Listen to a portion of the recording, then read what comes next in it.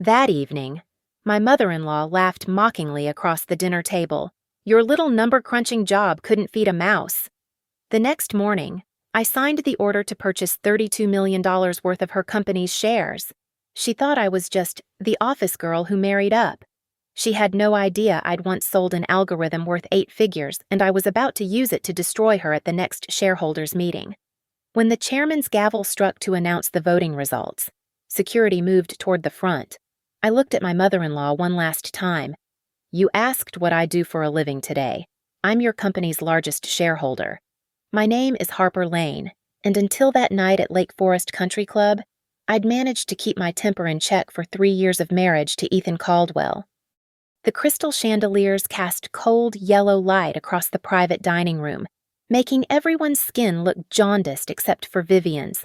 My mother-in-law somehow managed to glow even under the harsh lighting, her diamonds catching every beam like tiny knives. The smell of aged beef and truffle oil hung thick in the air, mixing with the cloying sweetness of her Chanel No. 5. Harper does. What was it again? Dear. Vivian's voice cut through the murmur of conversation, her perfectly manicured nail tapping against her wine glass. Something with computers. Data analysis. I said quietly, cutting into my fillet. I work at Northbridge Analytics. Oh yes, typing numbers into spreadsheets. She laughed, a tinkling sound that made my teeth ache. I was just telling the Weatherbys last week, isn't it precious how these girls think clicking buttons is a career? Smart women know the real investment is in marrying well. The table fell silent. Ethan shifted beside me, his hand finding mine under the table not in support, but in warning. Don't make a scene. Actually, Vivian! Her business partner Gerald cleared his throat. Data analysis is quite sophisticated these days. Please, Gerald. She waved him off like shooing a fly. I've been considering offering Harper a position at one of our Vela Maison stores. Part-time, of course. Library assistant or gift wrapper, something more suitable that won't interfere with Ethan's trajectory at the firm. My knife scraped against the plate, the sound sharp in the quiet room. Around us sat her collection of sycophants board members nursing their scotch, hedge fund managers eyeing their phones, lawyers billing by the hour even at dinner. They all lifted their glasses when Vivian spoke, laughed when she made jokes, nodded when she pronounced judgments. That's generous of you, Mother. Ethan managed, his voice strained. Well, we need to be practical. Vivian's smile was shark-like. Speaking of which, Harper, dear, my attorney drafted that post-nuptial agreement we discussed. Standard protection for the Caldwell assets. You understand a woman in your position should be grateful for what she has, not grasping for what she hasn't earned. The words hung in the air like smoke from a fired gun. I set down my fork carefully, deliberately, and looked up at her for the first time all evening. Her eyes were the same cold blue as Ethan's, but where his held weakness, hers held pure contempt. A woman in my position, I repeated softly. Exactly. No shame in admitting you married up, dear. But let's not pretend you're contributing equally to this union. I watched her hold court for the rest of dinner, accepting praise from her board members, discussing quarterly projections with the CFO, dismissing the waitstaff with barely a glance. She commanded the room like a general surveying troops, never doubting for a moment that everyone would fall in line. Ethan drove us home in silence, his knuckles white on the steering wheel of his Porsche. She doesn't mean it personally, he finally said as we pulled into our Evanston driveway. It's just how she is. I know exactly how she is, I said, getting out of the car before he could respond. That night, I stood at our bedroom window, looking out at Lake Michigan in the distance. Vivian thought she knew everything about me, the girl from a middle-class family who'd gotten lucky, who should be grateful for the scraps from the Caldwell table. She had no idea about the algorithm, about the 8 figures sitting in my accounts at Riverstone Hollow, about the careful notes I'd been keeping on Vela Maison's declining fundamentals. She wanted me to sign a post-nuptial agreement to protect her assets. I pulled out my phone and opened my encrypted portfolio app, VMB was trading at $42 in after hours, down 3% on weak guidance. The company was hemorrhaging cash, stuffing channels to make quarterly numbers, sitting on millions in dead inventory. Vivian Caldwell had just made a fatal mistake. She'd shown me exactly who she thought I was, nobody worth respecting, nobody worth fearing. By tomorrow morning, she'd start learning how wrong she was. The truth about my finances was something I'd kept hidden even from Ethan. 2 years ago, while everyone thought I was grinding away at a mid-level analyst job, I'd been building something extraordinary with my colleague Marcus, a predictive algorithm for retail demand forecasting that could anticipate consumer behavior patterns 6 months out with 94% accuracy. We'd worked 18-hour days in my apartment, surviving on takeout and pure adrenaline. Marcus handled the mathematical modeling while I built the data architecture. When Meridian Tech Ventures offered us $22 million for the complete IP rights and our silence, we took it. After taxes, legal fees, and Marcus's share, I walked away with $8.7 million. I never told anyone, not Ethan, not my friends, certainly not the Caldwells. I'd watched my own mother get bled dry by relatives who suddenly needed loans, investments, bailouts the moment they smelled money.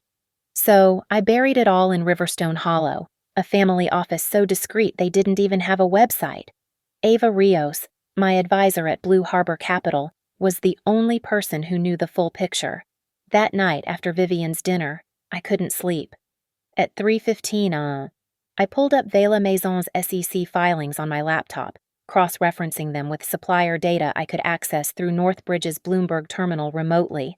The picture was uglier than I'd thought. VMB's debt-to-equity had climbed to 1.8. They were sitting on $43 million in inventory that hadn't moved in 2 quarters, mostly their failed luxury basics line that Vivian had championed against all market research. The recent product recall of their ceramic cookware had costed them $12 million and counting.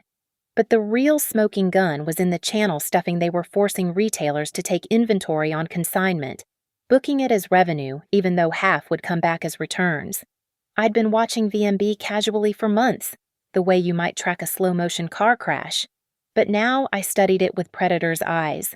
The stock had dropped from 68 to 42 over 6 months. Volume was thin, especially in after-hours trading.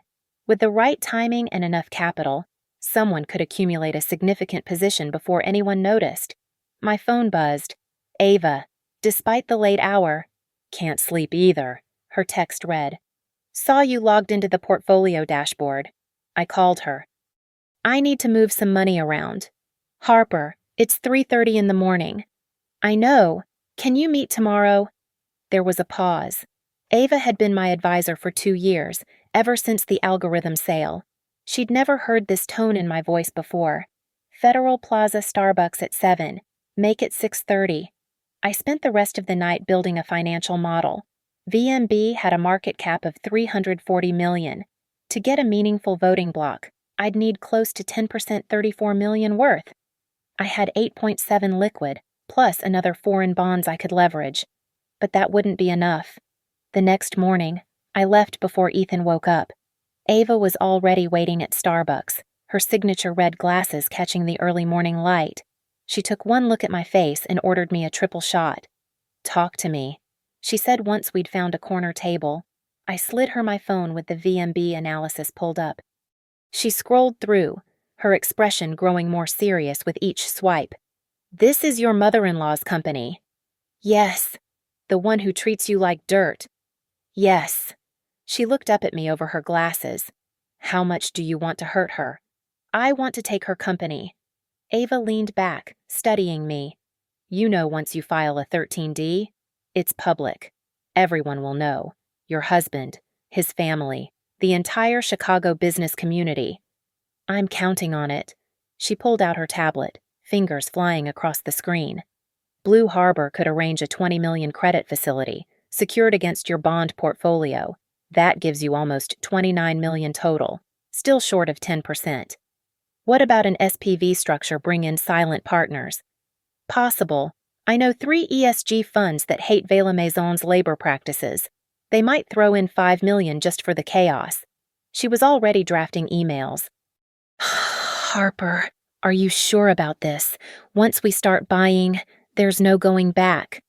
I thought about Vivian's smirk, about her offer to make me a gift wrapper, about the post-nuptial agreement sitting on her lawyer's desk. I've never been more sure of anything in my life. 3 days after I'd started quietly accumulating VMB shares, Vivian decided to escalate her campaign of humiliation. I was in the middle of presenting quarterly projections to Northbridge's biggest client when my phone lit up with calls from my boss. David. I ignored them until the meeting ended, then checked my voicemail in the bathroom. Harper, call me immediately. Vivian Caldwell just phoned about your performance issues. My blood turned to ice. I called him back. David, what exactly did she say? He sighed heavily. She expressed concerns about whether you were overwhelmed by your current responsibilities, suggested you might be happier in a less demanding role. Harper, she's on our board of advisors through the Caldwell Foundation. I had to listen. And I'm pulling you off the Morrison Industries project, just temporarily, until things settle. The Morrison project was my baby, a $10 million contract I'd brought in myself. I gripped the bathroom counter until my knuckles went white. David, you know my work is impeccable. I know, but she made some valid points about work-life balance and ensuring you have time for family obligations. He sounded miserable. My hands are tied. I hung up and saw a notification from the Caldwell family WhatsApp group. Vivian had posted a meme, a cartoon of a woman tangled in computer cables with the caption, "When you think you're tech-savvy but can't even restart the router." Below it, she'd added, "Reminded me of someone Ethan's Aunt Laura had responded with laughing emojis." His cousin Brad wrote, "Savage, Aunt Viv." Ethan had typed something, then deleted it. The typing indicator appeared and disappeared 3 times before he finally wrote, "Mom, that's not very nice." "Oh, honey, it's just a joke. Harper knows I'm teasing. Don't you? Dear, Harper." I stared at the screen. Everyone was waiting for my response, to see if I'd take it lying down like always. I typed, "Actually, Vivian, I found it educational. It's fascinating to watch someone demonstrate their insecurities so publicly." The group went silent. Then Vivian responded, "Insecurities. Dear, I built a $300 million company. What exactly have you built besides a dependency on my son's credit card?" That's when I knew she'd already decided to destroy me. This wasn't just casual cruelty anymore, it was targeted demolition. I screenshot the entire exchange and forwarded it to Ava with one word: accelerate. That evening, Ethan found me in his study, laptop open to VMB's latest 8K filing. "Why are you reading my mother's company reports?" he asked, exhaustion written across his face. "Research. Your mother got me pulled from my biggest project today." He sank into the leather chair across from me. "Harper, I'm sorry. I talked to her about the group chat." "Did you? What did you say exactly?" "Please stop humiliating my wife publicly. Do it privately instead." "That's not fair." "Isn't it?" I turned the laptop toward him. "Your mother's company is hemorrhaging cash. She's destroying value for thousands of shareholders while she plays petty power games with me, and you just let her." "What do you want me to do?" "She's my mother." "I want you to choose, but we both know you won't." I closed the laptop. "So I'll make it easy for you. I'm not signing the post-nuptial agreement." His face went pale. "Harper, if you don't sign, she'll what? Make my life miserable, get me fired, humiliate me in front of your family." I laughed bitterly. Check, check, and check. She could push for a divorce. Then she should be careful what she wishes for. That night, after Ethan had retreated to the guest room, I got a text from Ava. "We're at 7.3%. The ESG funds are in for $5 million each. Legal team standing by." I walked to the window and looked out at the city lights. Somewhere out there, Vivian was probably at another society dinner, holding court, never imagining that the daughter-in-law she'd dismissed as worthless was about to become her biggest nightmare. My phone buzzed with another message from the family chat. Vivian had posted a link to an article, Why Modern Women Should Embrace Traditional Support Roles. This time, I didn't respond. I had bigger messages to send. I opened my trading app and watched the after-hours ticker. VMB was down another 2% on low volume. Perfect. I messaged Ava, hit it harder tomorrow. I want 9.8% by Friday close. That's going to raise flags. Let them wave. The battle lines weren't just drawn anymore. I was already behind enemy lines, and Vivian Caldwell had no idea war had been declared.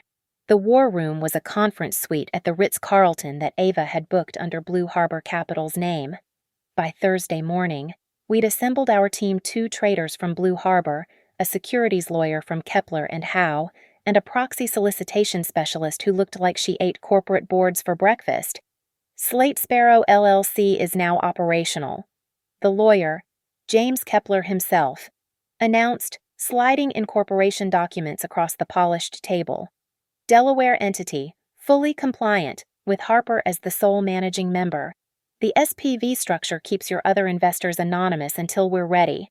I signed where he indicated, my hand steady despite the magnitude of what we were doing. How much have we accumulated? Ava pulled up her screens. As of market close yesterday, 7.8%.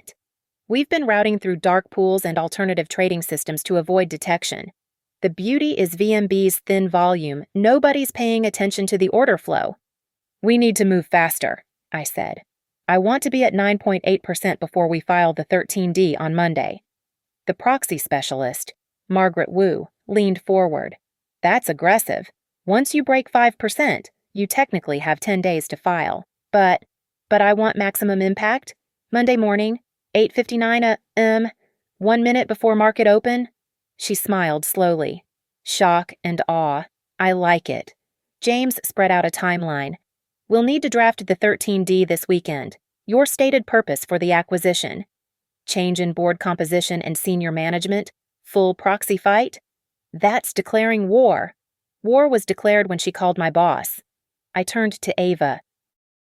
What's our capital situation?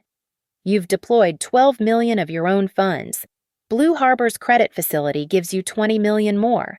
The 3 ESG funds, Green Summit, Ethical Ventures, and Workforce First, have committed $5 million each via separate vehicles. Total firepower $47 million. Current share price, 39 and change. Dropped another 3% this morning after their supplier announced extended payment terms. Classic distress signal. I did the math quickly. At 39, we can get to 9.8% for just over $33 million. That leaves us $14 million in reserve for the proxy fight. Margaret was already taking notes. Speaking of which, we need board candidates. 3 seats would give you effective control with the ESG fund's support. I have names.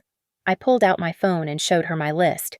Sandra Kim, former CFO of Brennan Retail, cleaned up their inventory mess in 18 months. Roberto Silva, supply chain expert, currently teaching at Kellogg after turning around 2 major brands. Patricia Williams, labor attorney, specific expertise in wage and hour compliance. You've done your homework. I've been planning this for 72 hours straight. Ava's trading screen flashed. We've got a problem. Someone just swept the ask 50,000 shares in a single block. Price jumped to 41. Competition, James asked. She studied the data.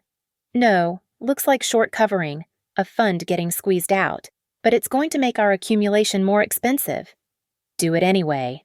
I said, we can't lose momentum now. The next 3 hours were a carefully orchestrated ballet of orders, small lots through different venues, timed to avoid patterns, priced just below the ask to avoid driving the price up. By lunch, we'd crossed 9%. 9.2. Ava announced, Want to keep pushing? No. Stop at 9.8 exactly. We don't want to trigger the 10% disclosure rules early. James was drafting on his laptop. I'm putting together the 13D. Harper, I need your statement of intent. I stood and walked to the window, looking out at the Chicago skyline. Somewhere in those towers, Vivian was probably having lunch with her board members, completely oblivious. Write this down, I said, Slate Sparrow LLC believes current management has failed in its fiduciary duty to shareholders. The company suffers from operational inefficiencies, inventory mismanagement, and a toxic corporate culture that has resulted in multiple EEOC complaints. We intend to nominate new board members and seek leadership change to unlock shareholder value and restore ethical governance. That's going to burn every bridge. Ethan's voice came from behind me. I hadn't heard him enter. I turned around. He stood in the doorway, face pale, holding his phone with the GPS tracking app open. He'd followed me here. Ethan, you shouldn't be here. $32 million, Harper. What the hell are you doing? Everyone in the room went silent. Ava started to stand, but I waved her down. I'm doing what you never could, I said quietly, standing up to her. This is insane. You're going to destroy my family. Your mother destroyed us first. I'm just returning the favor with interest. He looked around the room at the lawyers, the traders, the screens full of VMB positions. Where did you get $32 million? That's my business. Just like your mother made my career her business. Harper, please, stop this. We can work it out. We're at 9.8%, Ava announced quietly. I looked at Ethan one last time. Tell your mother she has until Monday morning to enjoy her title. After that, she'll be voting her shares from the same position as everyone else she stepped on. He left without another word. The room stayed silent until we heard the elevator ding. Margaret cleared her throat. He's going to warn her. Let him, I said. By the time she can react, it'll be too late. The die is cast. The evidence against Vivian's management had been hiding in plain sight, waiting for someone with the motivation to piece it together. By Friday afternoon, I had enough ammunition to bury her. It started with Marcus, who connected me to his cousin working in Vela Maison's main distribution center in Joliet. She'll talk to you, he said. They just cut overtime pay while forcing mandatory weekend shifts. I met Rosa Gutierrez at a diner off Interstate 80. She looked exhausted, dark circles under her eyes, hands wrapped around coffee like a lifeline. 47 of us are ready to testify, she said without preamble. We've been documenting everything, forced overtime without pay, threatened termination if we report injuries, pregnant women denied bathroom breaks. She slid a thumb drive across the table. Email screenshots, time cards, even some phone recordings. Your mother-in-law's signature is on the policy changes. She's not my mother-in-law much longer, I said, pocketing the drive. Will your colleagues sign affidavits? Already done. Our lawyer has them. She pulled out a business card. Employment attorney, works on contingency. He's been building a class action for 6 months. My next stop was Tommy Nguyen, former quality assurance manager, who'd been fired 3 months ago for refusing to sign off on defective products. The ceramic cookware that got recalled. He laughed bitterly. I flagged that lead contamination in January. Vivian personally overrode my stop-ship order, said we couldn't afford the quarter miss. Do you have documentation? He pulled out his phone, showing me photos of lab reports. I kept everything. CYA, cost $12 million in recalls. Could have cost lives. Send me everything. Your NDA doesn't cover whistleblowing on safety violations. By Saturday morning, I'd compiled an 18-page presentation that would make any shareholder's blood run cold. Ava and Margaret reviewed it in our war room, their expressions growing grimmer with each slide. Jesus, Margaret muttered. The wage theft alone is a $50 million liability. Add the EEOC complaints, the safety violations this company's a litigation time bomb. Which is why we need to act fast, I said. Before it explodes and takes the share price to zero. James looked up from his laptop. I've been monitoring SEC filings. No defensive moves from Vivian yet. Either Ethan didn't warn her, or she doesn't believe you're serious. She's never taken me seriously. That's her weakness. I turned to Ava. What about our institutional support? Green Summit's fully committed. They've wanted Vivian out since she cut employee health benefits. Ethical Ventures loves the labor angle. Workforce First is ready to publicly endorse your slate. She pulled up a spreadsheet. Combined with Slate Sparrow's 9.8%, we control about 16% of voting shares. We need more. I studied the shareholder registry. What about Meridian Capital? They own 4%. Conservative fund. They don't like proxy fights. They like losing money even less. I pulled out my phone and scrolled through my contacts. I know someone there. The someone was David Park, who'd tried to recruit me before I joined Northbridge. He answered on the second ring. Harper Lane. Heard you're causing trouble in the Caldwell Kingdom. Word traveled fast in Chicago finance. David, you own 4% of VMB. You're down 23% year to date. Want to hear how I fix that? I'm listening. Meridian Conference Room, Monday morning, 7 a.m. Bring your senior partners. That's an hour before market open. Exactly. So, I spent Saturday night refining the presentation, adding a detailed turnaround plan, cut inventory by 40%, renegotiate supplier terms, settle the labor disputes, bring in competent management. The math was beautiful 40% upside in 18 months, maybe more. Sunday, I met with the 3 board candidates at Margaret's office. Sandra Kim was everything I'd hoped: sharp, experienced, and furious about VMB's channel stuffing. I've seen Vivian speak at conferences, she said. All flash, no substance. The books must be a mess. Roberto Silva had already identified 6 major supply chain fixes.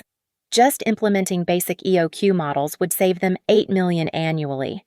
Patricia Williams was reviewing the labor documentation. This is damning.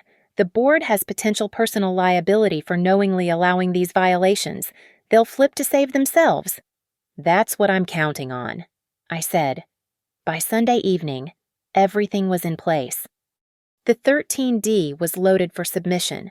The presentation was polished. The proxy materials were ready. 3 major funds were on board, with 2 more considering. Margaret pulled me aside. Harper, once this goes public, there's no unwinding it. Your name will be permanently linked to this fight, win or lose. Everyone in Chicago will know you as the woman who went after Vivian Caldwell. Good, I said. I want her to see me coming. I want her to know exactly who destroyed everything she built on the backs of people she considered beneath her. My phone buzzed. A text from an unknown number. You don't know who you're messing with. Stop now, or I'll destroy you. V. I showed it to James. Save that. If she tries any intimidation tactics, we'll add it to the complaint. Harper, he said quietly. Are you ready for tomorrow? I looked at my team: lawyers, traders, activists, all here because they believed in holding Vivian accountable. Then I thought about Rosa working unpaid overtime, Tommy fired for protecting consumers, my own career derailed by petty vindictiveness. I've never been more ready for anything in my life. Sunday dinner at the Caldwell estate was mandatory, even knowing what would happen tomorrow morning. I couldn't skip without raising more suspicion. I arrived at 6:30 p.m. to find the dining room already full. Vivian had invited her entire inner circle. The kitchen light cast sharp shadows across the marble counters. I could hear the grandfather clock ticking in the hallway, each second bringing us closer to tomorrow's detonation. Ethan hadn't come home last night. His car wasn't in the driveway now. Harper. Vivian's voice rang out, dripping with false sweetness. So glad you could make it. Though I wasn't sure you'd show, given your recent activities. So Ethan had told her something. I took my usual seat, noting how she'd positioned me at the far end, with the junior associates and plus ones. I wouldn't miss it, I said evenly. She clinked her knife against her crystal glass. Everyone, before we eat, I have an announcement. Tomorrow morning, Vela Maison will be announcing a major acquisition. We're buying out our largest competitor's retail division. Stock should jump 20% at least. Gerald, her CFO, shifted uncomfortably. Vivian, we haven't finalized. Details. Gerald, the board will rubber stamp it tomorrow afternoon. She looked directly at me. It's important to know when you're outmatched, don't you think, Harper? Some people just aren't built for high-stakes games. I couldn't agree more, I said, cutting into my salmon. She laughed. that crystalline sound that made my skin crawl. Speaking of which, how's that little typing job still clicking buttons for a living? Actually, I've transitioned to portfolio management. Oh, managing whose portfolio your husband's allowance. The table tittered obediently. I set down my fork. No, corporate acquisitions. Actually, distressed assets with upside potential. Her smile flickered. How ambitious! Though I hope you're not getting in over your head. The market can be brutal to amateurs. I've found it's more brutal to companies with $43 million in dead inventory and undisclosed labor liabilities. The room went silent. Vivian's face flushed slightly, but she recovered quickly. Someone's been reading Wikipedia. How precious! She turned to her guests. This is why I've been suggesting Harper consider a more suitable position, perhaps reception work at one of our stores Monday through Friday, 9 to 5. Very stable. Speaking of Monday morning, I said, what time do you usually get to the office? Early. I like to review the overnight markets before the opening bell. She studied me with cold eyes. Why do you ask? No reason. Just wondering if you'll be busy around, say, 8:59 a.m. Gerald's phone buzzed. He glanced at it, and his face went white. He showed it to the lawyer beside him, who immediately pulled out his own phone. Everything all right, Gerald? Vivian asked sharply. Just checking something. I pulled out my own phone and made a show of checking the time. 8:45. I should go early morning tomorrow. Tomorrow's Monday. Vivian said, don't you have that little job to get to? Oh, I've taken the day off. I have an important meeting at 9 downtown. Something about shareholder rights and corporate governance. She stood abruptly. Harper, a word in the study. I followed her down the hall, past the portraits of Caldwell patriarchs, into her mahogany-paneled sanctuary. She closed the door and turned on me. I don't know what you think you're playing at, but you're out of your league. I've crushed bigger threats than you before breakfast. Have you checked VMB's shareholder registry lately? Her eyes narrowed. That's confidential information. Not after tomorrow morning, it isn't. You're bluffing. You don't have the money or the connections to touch me. I moved to the window, looking out at the manicured gardens. You know what your problem is. Vivian.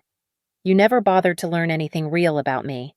You saw middle-class parents, state school degree, and decided I was nobody. You never asked about my work, my projects, my wins. Your wins? She laughed harshly. What wins? You're a nobody who got lucky marrying my son. 2 years ago, I sold a predictive algorithm to Meridian Tech Ventures for $22 million. The color drained from her face. But you wouldn't know that, because you were too busy making gift wrapper jokes to Google your daughter-in-law. Too arrogant to imagine someone you considered beneath you might be dangerous. You're lying. I turned to face her. Schedule 13D, filing with the SEC tomorrow morning at 8:59. Slate Sparrow LLC, beneficial owner of 9.8% of Vela Maison Brands common stock. Purpose of acquisition change in board composition and senior management. She grabbed the desk for support. Ethan said you were trading, but 9.8%. That's impossible. $32 million, plus backing from 3 institutional investors who are tired of your labor practices, plus support from funds who've lost millions on your mismanagement. I'll fight you. I'll bury you in litigation. With what money VMB's credit line is maxed out. I headed for the door, then paused. Oh, and that acquisition you announced your board might want to reconsider. Hard to buy anything when you're fighting for control of your own company. Get out of my house. Gladly, but Vivian, you asked if I knew what I did for a living. Tomorrow morning, I'm a corporate raider. And my first target is you. I left her standing there, walked past the silent dinner guests, and out into the cold Chicago night. My phone already had 17 missed calls from Ethan, 12 from Gerald, and 1 from Ava. All systems go. Sweet dreams. Tomorrow morning, Vivian Caldwell would wake up as CEO. By tomorrow afternoon, she'd be fighting for her corporate life. I drove home through empty streets, the dashboard clock glowing 11:47 p.m. In 9 hours and 12 minutes, everything would change. The Hilton Chicago's International Ballroom smelled of cold coffee and fear at 8:45 a.m. Monday morning. The emergency shareholders meeting had been called for 9 a.m., and the room was already packed. Word had leaked over the weekend something big was coming for Vela Maison Brands. I stood at the back, watching Vivian work the room in her crimson power suit, trying to project confidence she didn't feel. Her eyes kept darting to the doors, to her phone, to Gerald who was sweating through his shirt. At 8:58, I nodded to James. He hit send on the 13D filing. At 8:59, phones started buzzing across the room like angry wasps. The Bloomberg terminals lit up. Breaking Slate Sparrow LLC discloses 9.8% stake in VMB, seeks board changes. At 9 a.m. sharp, the chairman's gavel struck the podium. This emergency meeting of Vela Maison Brands shareholders is now in session. Vivian strode to the microphone, chin high. Shareholders, despite the dramatic filing this morning, I want to assure you that VMB's trajectory remains strong. We're poised for sustainable growth. Point of order, I called out, walking down the center aisle. The crowd parted, whispers rising like smoke. I believe shareholders have the right to hear from all major stakeholders. The chairman, an independent director named Harrison, checked his notes. You are Harper Lane, managing member of Slate Sparrow LLC, beneficial owner of 9.8% of VMB common stock. Vivian's knuckles went white on the podium. This is highly irregular. So is channel stuffing to inflate revenue, I said, reaching the front. May I? Harrison looked between us, then nodded. 5 minutes. I took the secondary microphone and opened my laptop. The presentation appeared on the ballroom's screens, 18 pages of devastating truth. Shareholders, you've lost 41% of value in 6 months. I'm here to tell you why and how we fix it. Click. The dead inventory numbers appeared 43 million in unsold product. Click. The labor violations, 47 employee affidavits, 3 EEOC complaints, 1 pending class action. Click. The safety cover-up Tommy's lab reports showing lead contamination that Vivian personally ignored. The room erupted. Shareholders were on their feet, shouting questions. Gerald was frantically texting. Vivian stood frozen, her face the color of ash. These are lies. She finally managed. Fabrications from a disgruntled daughter-in-law. Former daughter-in-law. I corrected. And everything is documented. I clicked again. Which brings us to solutions.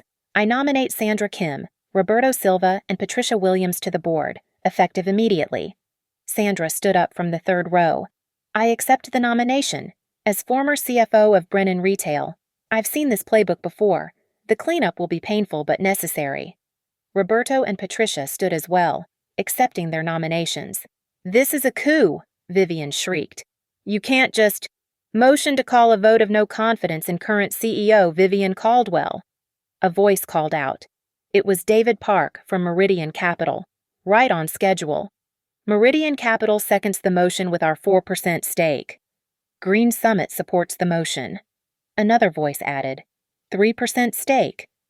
Ethical Ventures supports, 2.5%. Workforce First supports, 2.3%. I watched the numbers add up on the board behind Vivian.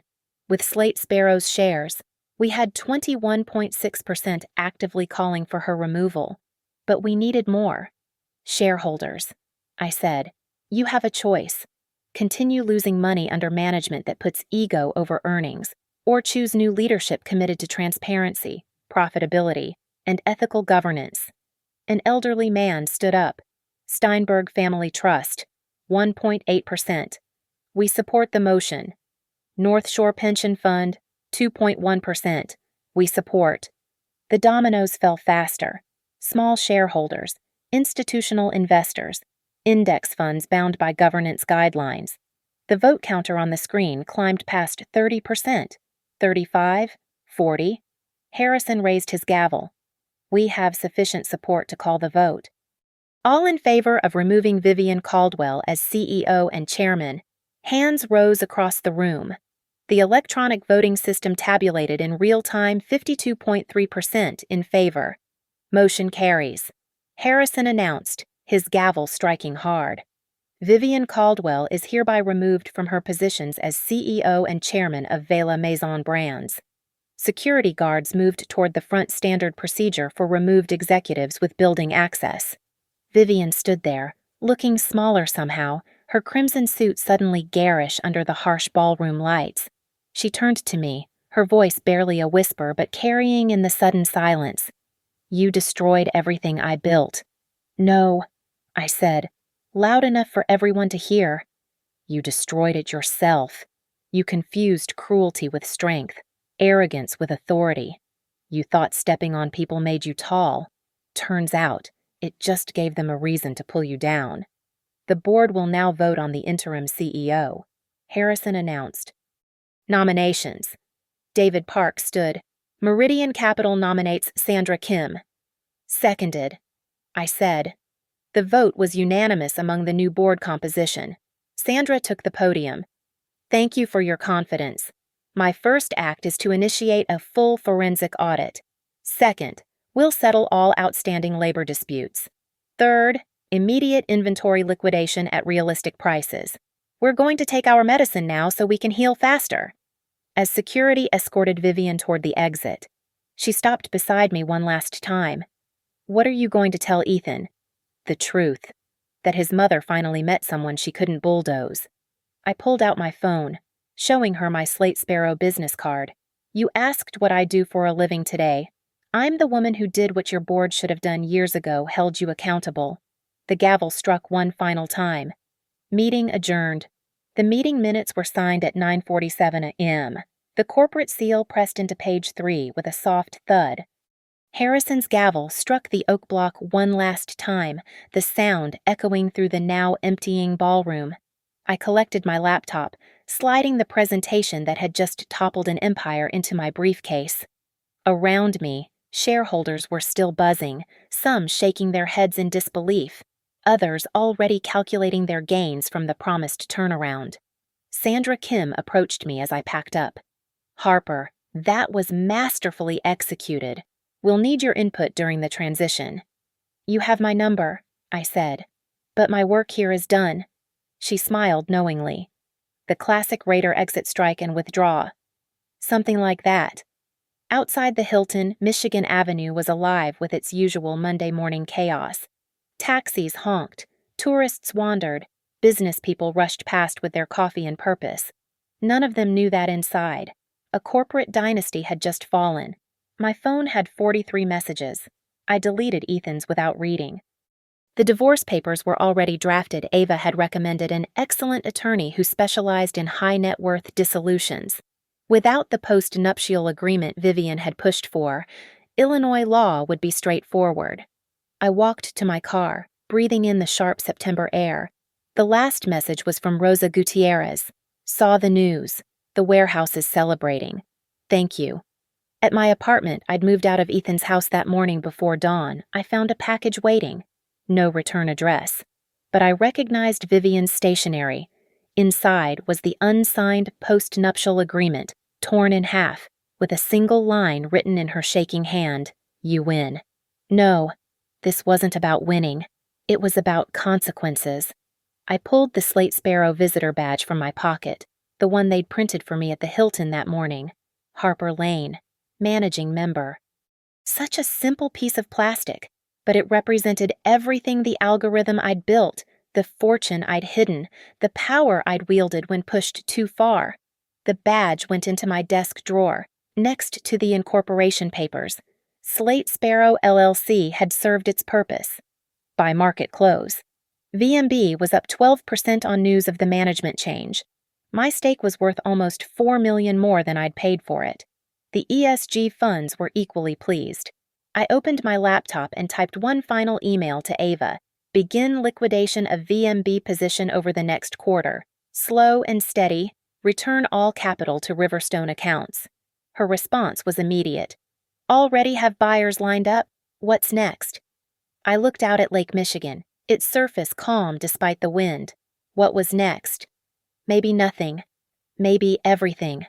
The beauty of having money and anonymity was the freedom to choose. My phone rang. Marcus. Harper. Holy shit. You actually did it. You took down Vivian Caldwell. The board took her down. I just showed them why they should. Same difference. Listen, I'm working on something new. Predictive modeling for supply chain disruptions. Interested? Send me the specs. Already did. Check your encrypted folder. I smiled. Back to what I actually loved: data, patterns, building things instead of tearing them down. The Vivian chapter was closed. That evening, I sat in my new apartment, a glass of wine in hand, watching the sun set over the city. The financial news was still covering the VMB takeover. Stunning reversal. Hostile takeover by mystery investor. Caldwell dynasty ends. They'd never know the real story. The dinners where she'd humiliated me. The job she'd tried to destroy. The post-nuptial agreement meant to reduce me to nothing. The 1,000 small cruelties she'd thought would never have consequences. I raised my glass to the window, to her office building visible in the distance. You asked what I do for a living. Vivian. The answer was always simple. I'm someone you should never have underestimated. The red seal on the meeting minutes would be dry by now. The incorporation documents filed away. The stock certificates transferred. It was over. I closed my laptop, turned off the news, and pulled out Marcus's proposal. Tomorrow, I'd go back to being Harper Lane. Data analyst. The woman who'd briefly been a corporate raider would fade into Chicago legend. Another whispered story about someone who'd fought back and won. But tonight, just for a few more hours, I was the woman who'd bought her tormentor's company for $32 million and reminded her that everyone is accountable to someone. The chairman's gavel was silent now. The battle was over. The red seal had dried. Thank you so much for listening to this story of corporate revenge and justice served cold. I'm curious. Where are you listening to this story right now? Are you on your commute, relaxing at home, or perhaps taking a break at work? Drop a comment below and let me know. I love connecting with all of you from around the world. If you enjoyed Harper's journey of turning the tables on her toxic mother-in-law, please subscribe to the channel and share your thoughts. What would you have done in Harper's position? Let's discuss in the comments below.